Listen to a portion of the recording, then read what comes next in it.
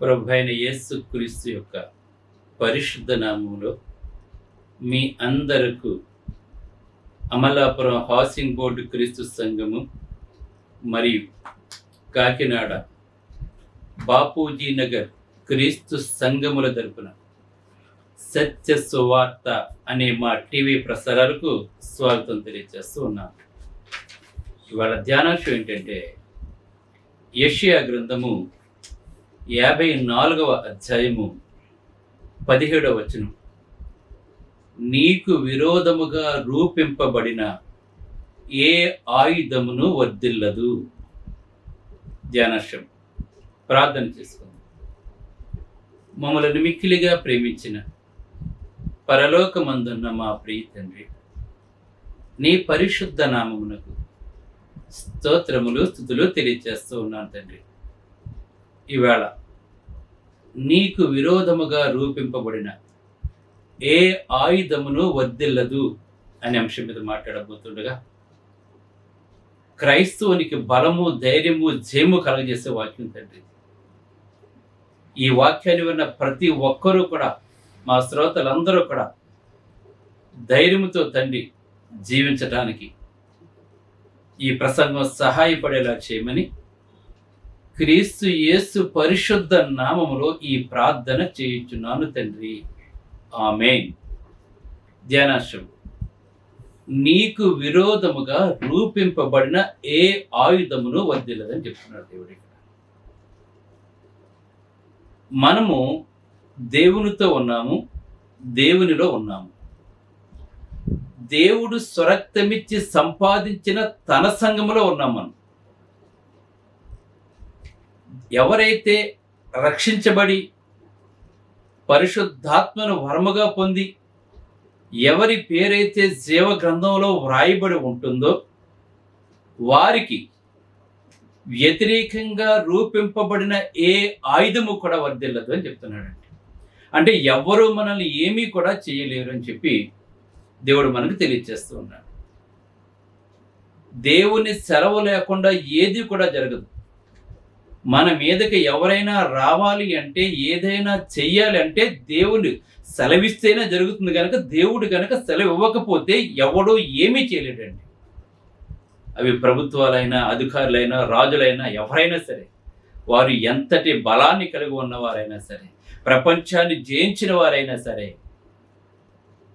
దేవునిలో ఉన్నటువంటి వారిని, దేవునిలో ఉన్నటువంటి వాడికి వ్యతిరేకంగా ప్రవర్తించే ఏ ఆయుధము కూడా వర్ధిల్లదు అని చెప్పి ఇక్కడ దైవలేఖనం మనకు తెలియజేస్తూ ఉంది. ఎందుకు అలాగా? నీకు విరోధంగా రూపంబడిన ఏ ఆయుధము ఎందుకు వర్ధిల్లదు? వాళ్ళు ఎందుకు జయించలేరు? మనకు అనిపిస్తుంది వాళ్ళు మనకంటే బలవంతులు అయి ఉండొచ్చు, మనకంటే సంఖ్యలో ఎక్కువగా ఉండొచ్చు. వారు ఎవరైనా కానివ్వండి, ఎవ్వరూ కూడా ఏమీ కూడా చేయలేరు. వారు ఎంత గొప్పవారైనా కూడా, ఎంత గొప్ప అధికారంలో ఉన్నా కూడా, ఎందుకంటే మన దేవుడు గొప్పవాడు. ఎందుకంటే మన దేవుడు సర్వశక్తిమంతుడు. మన దేవుడు విశ్వాన్ని నడిపిస్తున్నటువంటి వాడు, పాలిస్తున్నటువంటి వాడు మన దేవుడు. అన్నీ ఆయన అదుపాజ్ఞలోనే ఉంటాయి. ఆయన సెలవు లేకుండా ఏదీ కూడా జరగదు. మన విశ్వాసం సర్వశక్తిని వాగ్దానాల మీద ఆధారపడినప్పుడు, మన విశ్వాసము దేవుడు సర్వశక్తుడు, ఆయన మనకి అనేకమైన వాగ్దానాలు చేశాడు దేవుడు మనకి. ఆ వాగ్దానాల మీద మనం ఆధారపడినప్పుడు, మన విశ్వాసము దేవుని మీద పూర్తిగా ఆనుకుని ఉన్నప్పుడు, ఏ ఆయుధము మనకు విరోధముగా రాకుండా దేవుడు ఆపుతాడు. ఎందుకంటే ఈ విశ్వాన్ని నిర్మించిన వాడు ఆయన సృష్టికర్త. ఈ విశ్వాన్ని నడిపిస్తున్నటువంటి గొప్ప దేవుడు. భౌతికమైన, ఆధ్యాత్మికమైన ఏ ఆయుధమును ఏమీ చేయదు. దేవుడు మనకు వాగ్దానం చేశాడు. నీకు విరోధంగా రూపింపబడిన ఏ ఆయుధము వర్ధిల్లదని చెప్పి దేవుడు మనకు వాగ్దానం చేశాడు అంటే అది నిజము. దాన్ని నువ్వు నమ్ము. దేవుడు తెలియచేస్తున్నాడు ఇక్కడ. ఎందుకంటే మనం ఆయన రక్తంతో కొన్న పిల్లలం. మనం ఆయన స్వరక్తమిచ్చి సంపాదించుకున్నాడు మనల్ని. మన మీద ఈగను కూడా వాలినవాడు దేవుడు. మహోన్నతిని చోటున నివసించేవాడే సర్వశక్తుని నీడను విశ్రమించువాడు దేవుడు తెలియచేస్తున్నాడు. మన చుట్టూ ఆయన గోడ కట్టేశాడు. దేవదూతల చేత గోడ కట్టేశాడు మన చుట్టూను. ఆ దేవదూతలు దాటుకుని రావాలి మన దగ్గరికి. ఎవరైనా రావాలి అంటే నువ్వు స్థిరంగాను ఉన్నప్పుడు, నీ విశ్వాసం స్థిరంగా ఉన్నప్పుడు, నువ్వు దేవుని మీద ఆధారపడినప్పుడు, దినదినము కూడా నువ్వు దేవునితో నడుస్తున్నప్పుడు, నువ్వు దేనికి ఎవరికి కూడా భయపడవలసిన అవసరం లేదు. గుర్తుపెట్టుకో.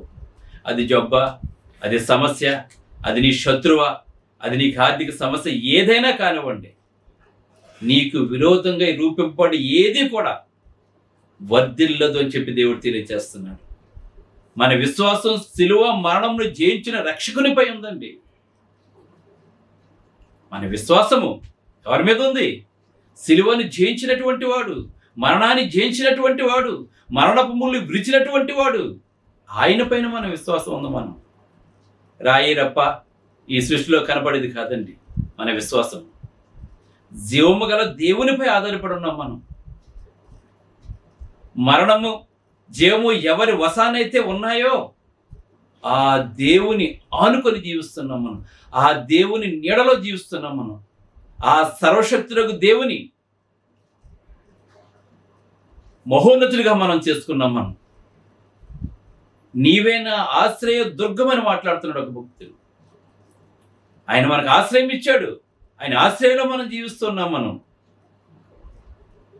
ఎందుకంటే ఆరోపించే ప్రతి నాలుక నిశ్శబ్దం అయిపోతుంది. నీకు వ్యతిరేకంగా ఎవడైనా ఏదైనా మాట్లాడినట్లయితే, సిలువను గురించి కానీ, క్రీస్తుని గురించి కానీ, దైవ లేఖనాల గురించి కానీ ఎవరైనా ఏదైనా తప్పుగా ఆరోపించినట్లయితే, ఇప్పుడు ఆరోపిస్తున్న ప్రతి నాలుక కూడా నిశ్శబ్దం అయిపోబోతుంది త్వరలో.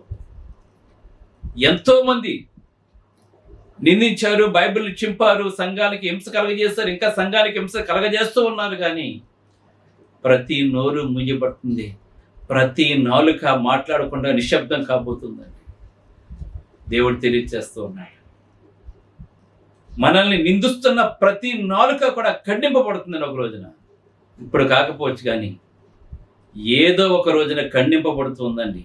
మనం దేవుని కుటుంబంలో దేవుని కుమారులుగా ఉన్నాం మనం. అందుకే పగ తీర్చుకోవటం నా పని అని చెప్తున్నాడు దేవుడు. మన మీదకి ఎవడైనా వచ్చినట్లయితే ప్రార్థన మాత్రం చేయండి అంతే. మీరు నీకు కానీ, ఈ సంఘానికి కానీ, క్రైస్తవ్యానికి కానీ ఎవరైనా ఆటంకం కలగజేస్తుంటే, ఎవడైనా దాడి చేస్తుంటే నువ్వు ప్రార్థన మాత్రమే చేయి. ఎందుకంటే పగ తీర్చుకోవటం నా పని. అందుకే చెప్తున్నాడు దేవుడు, vengeance is mine and I will repay అని చెప్తున్నాడు. వాడు చేసిన దానికి ప్రతిఫలం నేనేస్తానని చెప్తున్నాడు దేవుడు. దేవుడు శక్తిమంతుడు. Is a power.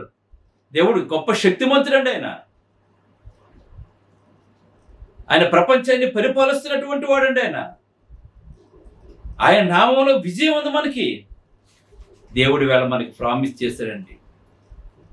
నిన్ను విడువను ఎడబాయనని ప్రామిస్ చేశాడండి. ఆయన మనల్ని విడిచిపెట్టేవాడు కాదండి మన దేవుడు. అందుకే ఆయన మనతో ఉన్నంత వరకు కూడా మనకి ఏదీ కాదండి. ధైర్యంగా గుండె మీద చేసుకుని ముందుకెళ్ళిపోవచ్చు. మనం 1,00,000 మంది మనకు ముందు వస్తున్నా సరే. దావీదు ఏం చేశాడు? గోలియాతుని చూసి భయపడుతుంటే దావీదు భయపడలేదు. కారణం ఏంటి? ఆ చిన్నపిల్లవాడికి అంత కలేజ ఎక్కడి నుంచి వచ్చింది? ఆ ధైర్యం ఎక్కడి నుంచి వచ్చింది? నువ్వు క్రీస్తులో యథార్థవంతునిగా జీవించినట్లయితే ఒక ఇసుకరేణు అంత ధైర్యం కూడా చెడ్డువాడు కానీ ఉండవండి. నన్నేం చేస్తానని మాట్లాడుతున్నాడు దావీదు. వాళ్ళ దేహాన్ని చూచి, అతని చేతిలో ఉన్న ఈటిని చూసి భయపడిపోతుంటే వీడు ఏం చేస్తాడు? నన్ను అడవిలో సింహం ఏమీ చేయలేకపోయింది, నన్ను అడవిలో ఎలుగుబంటే నన్ను ఏమీ చేయలేకపోయింది, వాడి చేతిలో ఉన్న ఖడ్గం ఎంత, వాడి చేతిలో ఉన్న ఈటి ఎంత అని చెప్పి అన్నాడు. నీకు విరోధంగా రూపింపబడిన ఏ ఆయుధము వర్ధిల్లదండి దేవుడు తెలియజేస్తున్నాడు.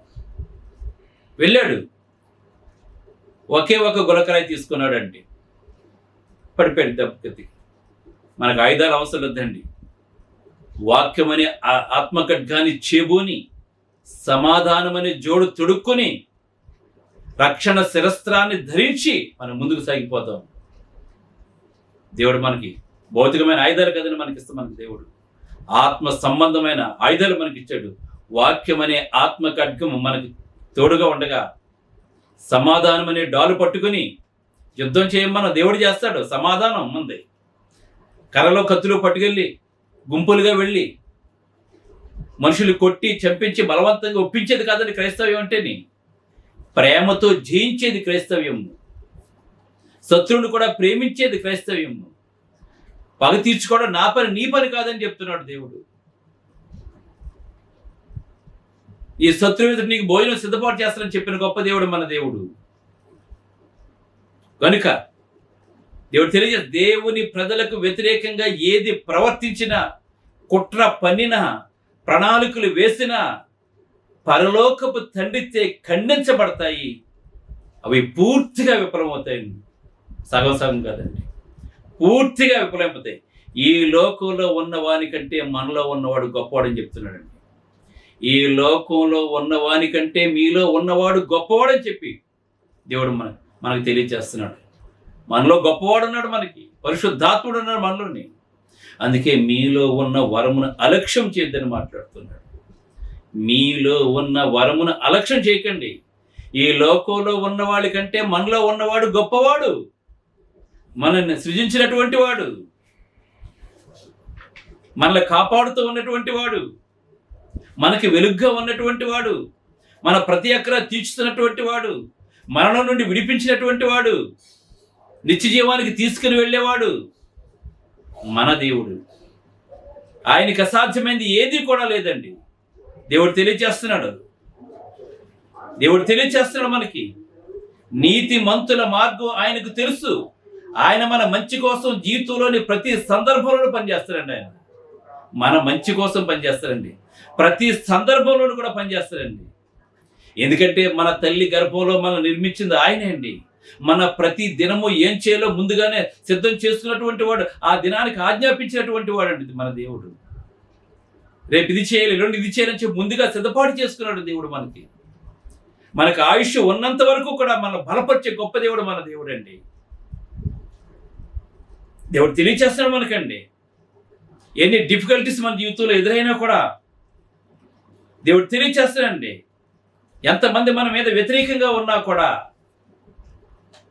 మనం నిర్మించిన వాడు కనుక ముదిమి వచ్చే వరకు ఎత్తుకునేవాడు, కాపాడేవాడు కూడా ఆయనండి మన దేవుడు. ముదిమి వచ్చే వరకు ఎత్తుకుంటాడండి. ఆ చివరి వరకు మనం కాపాడేవాడు ఆయనండి. మనం ఆ కాపాడాలంటే మనం ఏం చేయాలి? మన ప్రతి అక్కర తీర్చాలంటే, మన విరోధులతో పోరాడాలంటే మనం ఏం చేయాలి? ప్రతి దినం ఆయనతో నడవాలి. ఆయన్ని విడిచిపెట్టావా ఒక్కరోజు కూడా మనం జీవించలేము. తెలుసుకోండి, ఆయన్ని విడిచిపెట్టి ఒక్క దినం కూడా మనం బ్రతకలేము. మనం జీవితంలోని ప్రతి క్షణంలోనూ ఆయన మనకు తోడుగా ఉంటాడండి. దేవుడు వాగ్దానం చేశాడు. నీతిమంతుల మార్గం ఆయనకు తెలుసు. ఆయన మన మంచి కోసం జీవితంలోని ప్రతి సందర్భంలో పనిచేస్తాడు. ఆయన మన చుట్టూ దేవదూతలు ఉంచాడు. అందుకే నీకు విరోధముగా రూపింపబడిన ఏ ఆయుధము కూడా వర్ధిల్లదని చెప్పి దేవుడు మనకు తెలియజేస్తూ ఉన్నాడు మనకి. ఎందుకంటే ఆదికాండము 4వ అధ్యాయం 8 నుంచి 11 చూసినట్లయితే, కయీన్ ఏం చేశాడు? ఏబేలుకి ఎగ్నెస్ట్గా ప్రవర్తించాడండి. అందుకే ఇంగ్లీష్లో కయీన్ రోజ్ అప్ ఎగ్నెస్ట్ ఏబేల్ అని ఉందండి. అక్కడ తన అర్పణ అంగీకరించలేదని తమ్ముడిని చంపేశాడండి అతను.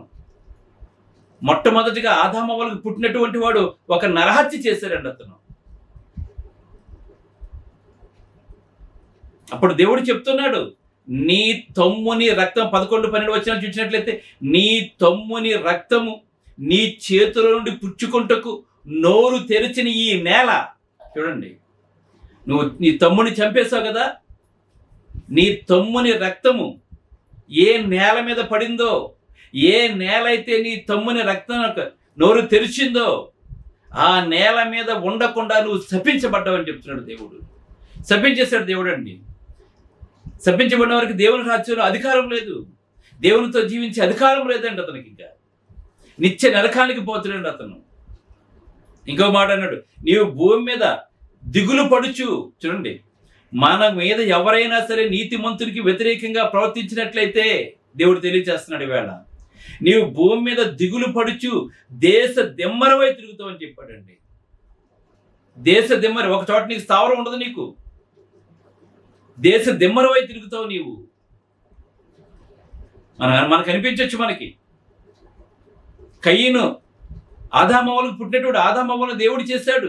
వాళ్ళిద్దరికి తల్లి గర్భం నుంచి మొట్టమొదటిసారిగా భూమి మీదకి వచ్చినటువంటి వాడు ఎవరంటే కయ్యను.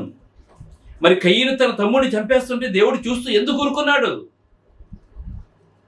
ఏదేని తోటలో ఆ పొలము తినకుండా ఉన్నట్లయితే అటువంటి పని వాడు చేస్తుండేవాడు కాదండి.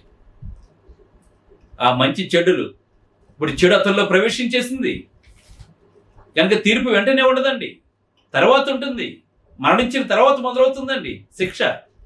ఈ లోకంలో తప్పించుకోవచ్చు, నువ్వు గొప్ప గొప్ప లీడర్లను పెట్టుకోవచ్చు, నువ్వు పోలీస్ స్టేషన్లో మేనేజ్ చేసుకోవచ్చు, అయితే నీ పొలిటికల్ ఇన్ఫ్లుయెన్స్ పెట్టుకుని నువ్వు తప్పించుకోవచ్చు, కానీ దేవుని చేతిలోంచి నువ్వు తప్పించుకోలేవు. దేవుని చేతిలోంచి ఎవడో తప్పించుకోలేడండి. అందుకే ఇక్కడ మాట్లాడుతూ ఉన్నాడు. ఇక్కడ కయ్యనుతో నువ్వేం చేస్తావు? నీవు భూమి మీద దిగులు పడుచు దేశ దిమ్మరవై తిరుగుతావు. ఒక చోట నీకు స్థావరం ఉండదు. ఇక్కడికి వెళ్తే మళ్ళీ ఇంకో చోట నీవు నేలను సేద్యపరిచినప్పుడు అది నీకు సారమునియదు, సంతృప్తికరమైన పంట నీకు అది ఇవ్వదండి, కడుపు నుండి తినే యోగ్యత నీకు ఉండదని చెప్తున్నాడు దేవుడు. గమనించండి, ఇక్కడ శపించబడ్డాడు. నా తండ్రి చేత శపించబడినటువంటి వాళ్ళారా, లోకం పుట్టింది మొదలుకొని మీ కొరకు సిద్ధపాటు చేసిన నిత్య నరకంలోకి వెళ్ళిపోండి అని చెప్తాడు దేవుడు. అక్కడ పరిశుద్ధులకి ఎవరైనా ఎగినిస్ట్గా పనిచేసినట్లయితే నీకు విరోధంగా రూపింపబడిన ఏ ఆయుధము కూడా వర్దిల్లదండి. తన తమ్ముడు చంపేసి కయ్యను వర్దిల్లాలని కూడా వర్దిల్లాడు. అతను దేశ దిమ్మరైపోయాడు, శాపగ్రస్తుడైపోయాడు. భూమి కూడా సరిగ్గా పంటనివ్వటం లేదండి. అతను దిక్కుమాలిన జీవితం జీవించవలసి వస్తుందండి. అతని కారణం ఏంటి? నీకు విరోధముగా రూపించబడిన ఏ ఆయుధము కూడా వర్దిల్లని చెప్పి మాట్లాడుతున్నాడు. అలాగే సంఖ్యాకాండం 12వ అధ్యాయం 11వ వచనం చూసినట్లయితే Miriam and Aaron spake against Moses అని ఉందండి. ఏంటి? మిరియాము అహరోనులు కూషు దేశపు స్త్రీని పెండ్లి చేసుకున్నాడని చెప్పేసి మోషే భార్య చనిపోతే వాళ్ళు ఏం చేశారండి? తిరుగుబాటు చేశారు మోషే మీద, సణుక్కున్నారని వాళ్ళు. కూషు దేశపు స్త్రీని పెండ్లి చేసుకున్నాడని చెప్పి అతని మీద. కూషు దేశం అంటే నల్లగా ఉంటారండి వాళ్ళు. ఆ నల్లగా ఉన్న పిల్లల్ని చేసుకున్నాడని చెప్పేసి దేవుడే యాక్సెప్ట్ చేసాడు దాన్ని. నీవెవరు కాదంటానికి? దేవుడు యాక్సెప్ట్ చేస్తాను, మనం కాదని చెప్పి అనకూడదండి. దేవునికి ఇష్టమైంది వెంటనే అల్పకాలం పాపపోగులు అనిపించిన కంటే దేవుని ప్రజలతో నింద అనిపించిన మేర ఎంచుకున్నటువంటి వాడు, ఆ సింహాసనాన్ని విడిచిపెట్టినటువంటి వాడు, దేవుని కొరకు సమస్తాన్ని విడిచిపెట్టేసినటువంటి వాడు అండి అతను. అతని మీద నువ్వు తిరుగుబాటు చేస్తావు. మోషే నా ఇల్లంతట్లో నమ్మకమైనటువంటి వాడు. ముఖాముఖిగా నేను మోషేతో మాట్లాడాను నేను అని చెప్పేసి మోషేకి ఎగ్నెస్ట్గా మాట్లాడినందుకు తన సొంత అక్క కుష్టివ్యాధి వచ్చేసిందండి, తెల్లని హిమం అయిపోయింది. అందుకే నీకు విరోధముగా రూపింపబడిన ఏ ఆయుధము కూడా వర్దిల్లని చెప్పి మాట్లాడుతున్నాడు ఇక్కడ. మరి అహరోనికి ఎందుకు రాలేదు? అహరోను యాజకత్వంలో ఉన్నాడు గనక దేవుడు అతన్ని మోషేని బట్టి క్షమించాడండి. తర్వాత మిరియాము కూడా మామూలుగా అయిపోయింది అనుకోండి. కనుక నీకు విరోధముగా రూపించబడిన ఏది కూడా, అందుకే నీతిమంతుల జోలికి వెళ్ళకూడదండి మనం, నీతిమంతుల జోలికి రాకూడదు మనం. దేవుడు అంగీకరించండి. మోషే ఎవరనుకుంటున్నావు నీవు? మిక్కిలి సాత్వికుడు. నాకన్నా కోపం వస్తుంది కానీ మోషే కోపం రావట్లేదు ప్రజల మీద. దేవుని కొరకు సమస్తాన్ని విడిచిపెట్టేసినటువంటి వాడండి అతను. దేవుని ప్రజలతో నింద అనిపించిన మేలను ఎంచుకున్నటువంటి వాడండి అతను. నీకు విరోధంగా రూపించబడిన ఏ ఆయుధము వర్తిల్దని చెప్తున్నాడు. ఇంకా రోమీలకు రాసిన పత్రిక 8వ అధ్యాయం 33వ వచనం కనుక మనం చూసినట్లయితే దేవుని చేత ఏర్పరచబడిన వారి మీద నేరము మోపువాడు ఎవడు అని అడుగుతున్నాడు ఇక్కడ. ఈవేళ బయలుదేరేశారు చాలా మంది. ఈవేళ క్రైస్తత్వం మీద తిరుగుబాటు చేయడానికి బయలుదేరేస్తారండి. ఈవేళ మనగాళ్ళు బయలుదేరేస్తారు. ఈవేళ ఒక దేవుడు అమాయకుడు అంటే ఏమి చేయలేడు అని చెప్పి అనుకుంటున్నారు కదా. ఆయన గనక శక్తి ముందు ఏ మానవుడు కూడా నిలబడలేడండి. ఎందుకంటే కృపాకాలంలో ఉన్నాం మనం. నువ్వు కూడా మారు మనసు పొందే అవకాశం కోసం దేవుడు ఎదురు చూస్తూ ఉన్నాడు. దేవుడు పాత నిబంధనలో ఉన్నట్టే కనుక ఉన్నట్లయితే ఈవేళ ఎవరైతే ఏ నోరైతే లెగుస్తుందో, ఏ చేతులైతే పైకి లెగుస్తున్నాయో, ఏ పాదాలైతే పరిగెడుతున్నాయో వెంటనే శిక్ష అమలైపోయేదండి. కానీ కృపకాలంలో ఉన్నాం మనం. ప్రేమించు క్షమించి, అదే చెప్తున్నాడు యేసు ప్రభు. ప్రేమించు క్షమించి, ఎవడైనా సరే ప్రేమించు క్షమించి అంతే. అందుకే వాళ్ళకి క్షేమకరంగా బ్రతున్నారు ఈవేళ. అందుకే నీ దేవుని చేత ఏర్పరచబడిన వారి మీద నేరము మోపువాడు ఎవడు అని మాట్లాడుతూ 35వ వచనంలో క్రీస్తు ప్రేమ నుండి మనల్ని ఎడబాపువాడు ఎవడు. ఆయన మనం ప్రేమిస్తూ ఉంటాడు. ప్రేమించినంత కాలం మనల్ని కాపాడుతూనే ఉంటాడు దేవుడు. అందుకే క్రీస్తు ప్రేమ నుండి మనల్ని ఎడబాపువాడు ఎవడు. 37వ వచనం అయినను మనం అన్ని విషయాల్లోనూ అత్యధిక విజయం పొందుతున్నామని మాట్లాడుతున్నాడండి. అన్ని విషయాల్లోనూ కూడా మనం అత్యధిక విజయాన్ని పొందుతూ ఉన్నాము. దానికి కారణం మన ప్రభువైన యేసుక్రీస్తు. అన్నిటిలో కూడా ఓటమి లేనివాడే క్రైస్తవుడు అండి. ఓటమి లేనివాడు క్రైస్తవుడు. ఓడిపోడండి. మనం ఓడిపోతే క్రీస్తు ఓడిపోయినట్లు లెక్క. దేవుడు మనల్ని ఓడిపోనివ్వడము. దేవుడు మనల్ని ఓటమి లేనిదే క్రైస్తవ్యము. శాశ్వత కాలం ఉండేదే క్రైస్తవ్యము. నిరంతరము ఉండేదే క్రైస్తవ్యం అండి. ఈ భూమి ఉన్నంత వరకు కూడా ఈ క్రైస్తవ్యం ఉంటుంది. దేవుడు తెలియజేస్తున్నాడు. అందుకే యెషయా గ్రంథము 30:18 వచనం 2వ లైన్ చూసినట్లయితే మిమ్మును కరుణింపవలనని ఆయన నిలబడి ఉన్నాడు. యెహోవా న్యాయము తీర్చు దేవుడు. ఆయన నిమిత్తము కనిపెట్టుకున్న వారందరూ ధన్యులు. ఏదో జరిగిపోతుందని చెప్పి మనం కంగారు పడవలసిన అవసరం ఏది కూడా మనకు లేదని మనకి. ఎందుకంటే దేవుడు తెలియజేస్తాడు మిమ్మును కరుణింపవలనని నిలబడి ఉన్నాడు. నీ పక్కనే ఉన్నాడు. సమీపంగా ఉన్న దేవుడు, దూరంగా ఉన్న దేవుడు కాదు మన దేవుడు. మనం ప్రార్థన చేసిన ప్రతిసారి కూడా ఆకాశం మన కొరకు తెరవబడుతుంది. యెహోవా న్యాయము తీర్చు దేవుడు. ఆయన నిమిత్తము కనిపెట్టుకునే వారందరూ ధన్యులని చెప్పి ఇక్కడ దేవుడు తెలియజేస్తున్నాడు. ఇంకా గలతీయులకు రాసిన పత్రిక 4:29-31 చూసినట్లయితే అప్పుడు శరీరమును బట్టి పుట్టినవాడు ఆత్మను బట్టి పుట్టిన వానిని ఎలాగూ హింస పెట్టనో ఇప్పుడునో అలాగే జరుగుతున్నది. ఆనాడు దాసికి పుట్టినటువంటి వాడు స్వతంత్రురాలు కుమారుని ఎలాగైతే హింస పెట్టాడు ఇప్పుడు అలాగే జరుగుతున్నది. దాని కుమారుని వెళ్ళగొట్టుము. దాసి కుమారుడు స్వతంత్రురాలు కుమారుడితో పాటు వారసుడై ఉండడని చెప్పాడు గనక కాగా సహోదరులారా మనము స్వతంత్రురాలు కుమారులమే కానీ దాసి కుమారులము కాదని చెప్తున్నాడు. దాసి కుమారుని ఎలాగైతే వెళ్ళగొట్టేశాడో దేవుడు, స్వతంత్రాల కుమారుని ఎలాగైతే దేవుడు ఆశీర్వదించాడో దేవుడు మనల్ని కూడా దేవుడు అదే విధంగా ఆశీర్వదిస్తాడు గనక నీకు విరోధంగా రూపించబడిన ఏ ఆయుధము కూడా వర్ధిల్లదు. దేవుడు మనకు తెలియజేస్తాడు కనుక ధైర్యాన్ని కలిగి మనం జీవిద్దాం. నిత్య జీవానికి వారసులుగా ఉందాం. ఆయన మన కొరకు చేసిన త్యాగాన్ని జ్ఞాపకం చేసుకుంటూ ఈ సిలువను గూర్చిన వార్తని అనేక మందికి మనం ప్రచురపడదాం. అనేక మందిని నిజమైన బలమైన క్రీస్తు యోధులుగా మనం తయారు చేద్దాం. ప్రార్థన చేసుకుందాం. పరిశుద్ధుడైన తండ్రి, పరలోకమందున్న దేవ, నీ పరిశుద్ధ నామమునకు స్తోత్రాలు తండ్రి. నీకు విరోధంగా రూపించబడిన ఏ ఆయుధము వర్ధిల్లదు ప్రభు. అనేకమైన రిఫరెన్స్తో తండ్రి మా ప్రేమితని వివరించండి. క్రైస్తవుడు బలవంతుడు, బలహీనుడు కాదు. క్రైస్తవుడికి ఏదైనా జరగాలంటే క్రీస్తుని దాటి రావాలి ప్రభు. మా చుట్టూ దేవదూతల చేత కంచి వేసి గర్భంలో పుట్టింది మొదలుకుని ప్రతి దినము మమ్మల్ని కాపాడుతూ ఉన్న దేవ, ఈవేళ మేము క్షేమకరంగా ఉన్నామంటే అది కేవలం నీ కృప తండ్రి. మా బ్రతుకు దినంలన్నీ కూడా నీతో కలిసి జీవిస్తూ అపవాది ప్రతి బాణాన్ని తిప్పికొడుతూ తండ్రి నీ రక్షణ సువార్తని ప్రపంచం అంతా వ్యాప్తి చేయడానికి శక్తివంతమైన సాధనాలుగా మమ్మల్ని చేయండి తండ్రి. ఈ వాక్యమైన ప్రతి కుటుంబాన్ని బలపరిచి ధైర్యపరిచి ప్రతి ఒక్కరు హృదయవాంఛలు తీర్చి ఆర్థికంగా ఆత్మీయంగా బలపరచండి తండ్రి. నేను నా కుటుంబం ఎల్లప్పుడూ ఆరోగ్యాన్ని సేవ చేశారు. అమలాపురం కాకిలో అద్భుతమైన రీతిలో మందిరాలు నిర్మించుకోవడానికి స్థలాలు దయచేయమని, ఆర్థిక సహాయం దయచేయమని, నీ గుంపులు ఆశీర్వదించి ఈ చిన్న జీవజల పూట ప్రపంచం అంతా వ్యాపం చేసి మా సహోదరులందరికీ మా ప్రార్థనా సహాయం దయచేయమని క్రీస్తు నామం నీ ప్రార్థన చేయుచున్నాను తండ్రి. ఆమేన్. మీ అందరికీ వందనములు. బ్రదర్ జార్జ్ రాజు వారా, church of Christ, housing board, Amalapuram, near KIMS medical college, Konaseema district, 538201. Mobile number 9848730355, 9293317487. Email ID georgerajuvara@gmail.com. Website www.helpingforpoor.com.